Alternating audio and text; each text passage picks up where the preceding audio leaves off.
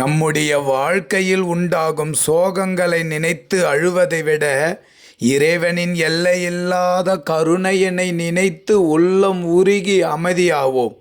ஏனெனில் எந்த துன்பமும் வலியும் செய்யாத எல்லையில்லாத தனிப்பெரும் கருணை கொண்டவர் நம்முடைய அன்பு இறைவன். அவரை நாம் உண்மையாக காதலிப்போம். அவரின் காதலே இந்த உலகத்தில் மிகவும் பெரியது, உண்மையானது, பவித்திரமானது, எல்லா இன்பத்தையும் தரவல்லது, பல பழி பாவங்களையும் துக்க வலிகளையும் ஒரு நாளும் ஏற்படுத்தாதது நம்முடைய அன்பு இறைவனே ஆவார். எனவே இந்த உடலில் உயிர் வாழும் வரையில், அதாவது அவரோடு கலக்கும் வரையில், அந்த இறைவனை உண்மையாக, தூய்மையாக, கருணையாக, அன்பாக காதலித்து கொண்டே இருப்போம். குறிப்பு: இதனால் மற்ற உறவுகளுக்கு கொடுக்க வேண்டிய மதிப்பு, மரியாதை, சமர்ப்பணம் கொடுத்தே ஆக வேண்டும். நாம் சொன்ன வாக்குப்படி நடந்தாக வேண்டும். அதுதான் உண்மையான தர்மமாகும்.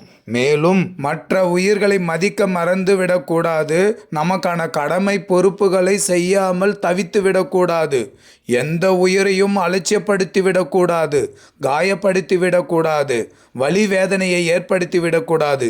ஏனெனில் அந்த உயிரிலும் அன்பு இறைவன்தான் இருக்கின்றார். அந்த உயிருக்கு துன்பமோ அதர்மமோ வலியோ செய்தோமானால் அது நாம் காதலிக்கும் இறைவனுக்கு நாம் செய்யும் துரோகமாகிவிடும். எனவே எல்லா உயிரையும் மதித்து வாழ கற்றுக்கொள்ளுவோம். அப்பொழுதுதான் நம்முடைய அன்பு இறைவன் நம்முடைய காதலை ஏற்று அவரோடு நம்மை கலந்து விடும்படி செய்தருள்வார், அதாவது அணைத்து கொள்வார். இதுதான் பிறவி பெற்றதின் பயனாகும். எல்லா உயிர்களும் இன்புற்று வாழ்க. தயவு. திருச்சிற்றம்பலம். சிவார்ப்பணம்.